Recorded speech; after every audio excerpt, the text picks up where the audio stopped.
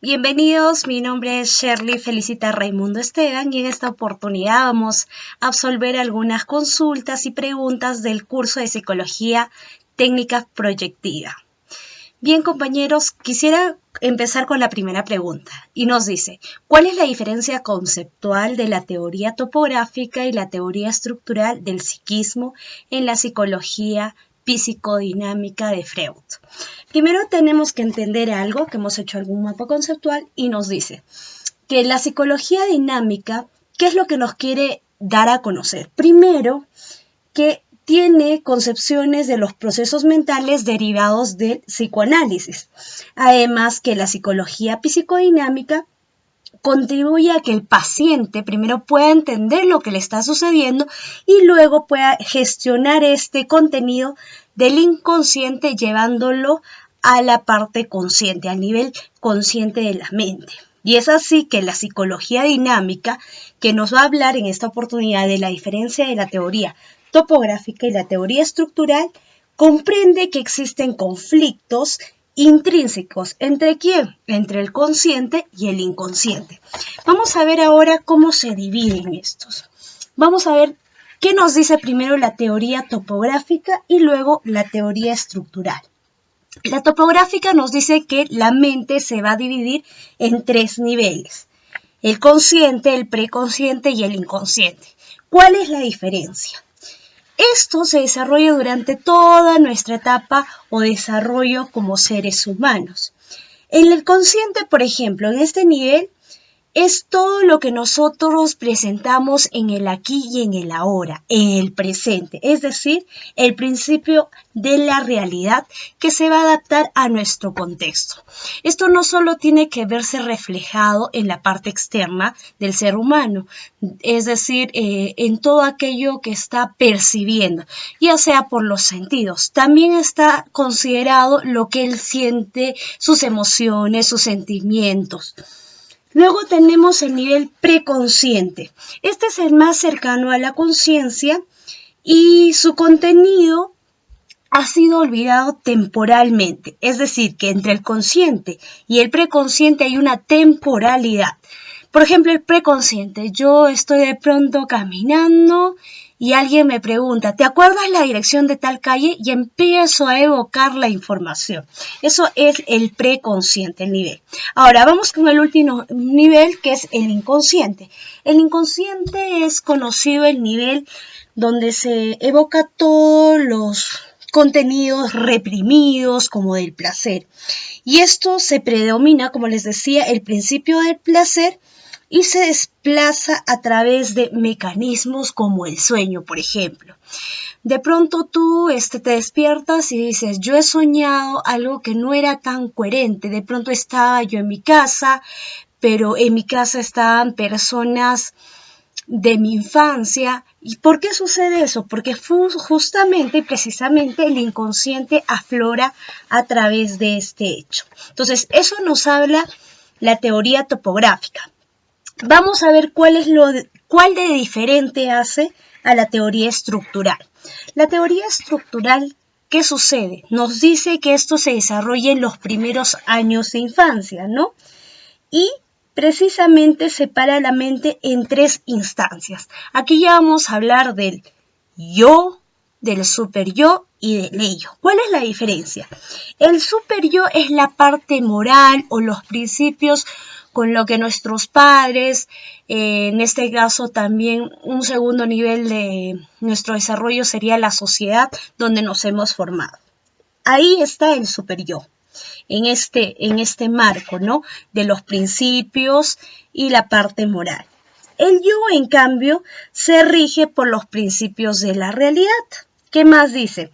Evocando hacia el exterior con observancia en las consecuencias de nuestro comportamiento. Entonces, el yo tiende a considerar las necesidades que podamos nosotros tener, pero se centra en lo que es permitido dentro del momento en que la persona se está desarrollando. Y por último, el ello sí se mueve a partir del principio del placer inmediato. Entonces, ¿Qué es lo que pasa? Hemos visto, por ejemplo, el super yo está en la parte moral y el ello está en la parte del placer, de lo que se necesita de inmediato. El yo actúa como un moderador entre ambos. Entonces, en la primera pregunta hemos respondido cuál es la diferencia entre la teoría topográfica y la teoría estructural. Vamos a ir a la segunda al segundo tópico. Establece la diferencia de los conceptos de técnicas proyectivas y tres proyectivas. Esto es muy práctico porque es bien rápido. Nos vamos a centrar en el especialista, en la parte especialista y en la parte de pruebas. ¿Por qué? La parte de técnica proyectiva nosotros podríamos decir que la vamos fortaleciendo de acuerdo al nivel de experticio del especialista, porque es la habilidad que nosotros vamos a adquirir a nivel profesional. Eso es la técnica proyectiva. Y si nos vamos al 3 proyectivo, ¿qué es? Es la prueba que el especialista aplica para explorar la personalidad del evaluado. En ambos nosotros estamos explorando la personalidad del evaluado, pero ¿cuál es la diferencia? Que en técnica proyectiva es algo más individual y es la habilidad que nosotros tenemos. Y para, en este caso, certificar esto que nosotros hemos observado, necesitamos el test proyectivo. Por eso que en la técnica tenemos que respetar los procedimientos que nos permite para conocer la personalidad.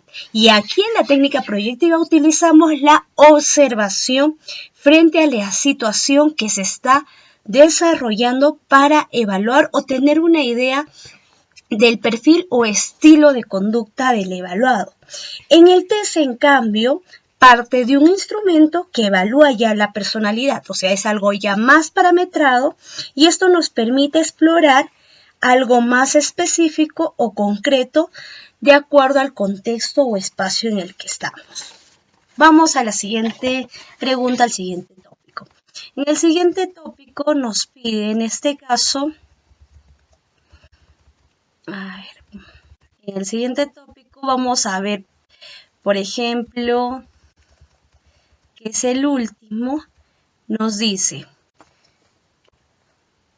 establezca el análisis y la relación del concepto de técnicas proyectivas con la hipótesis proyectiva.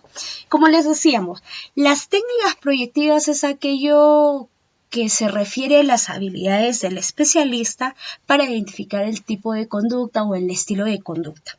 Un ejemplo sería: si yo evalúo a niños expuestos a la violencia, entonces yo con solo ver los movimientos tal vez de las manos, el cómo habla, el ritmo, entonces voy a ver a nivel de la comunicación verbal y la no verbal, voy a identificar rasgos que me permitan saber si este niño es efectivamente expuesto a violencia o no.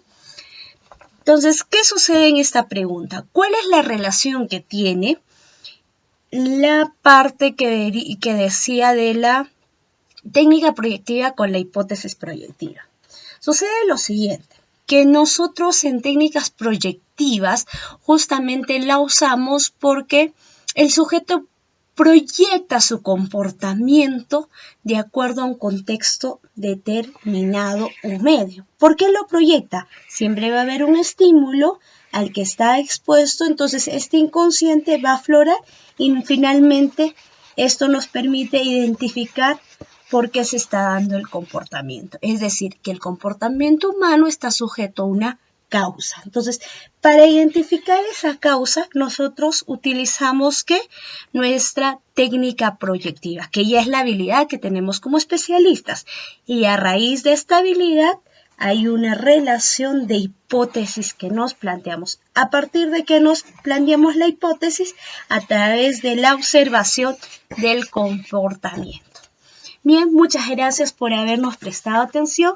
El día de hoy hemos contestado a estas 3 tópicas que hemos presentado. Gracias por la atención al presente video y conmigo será hasta la próxima.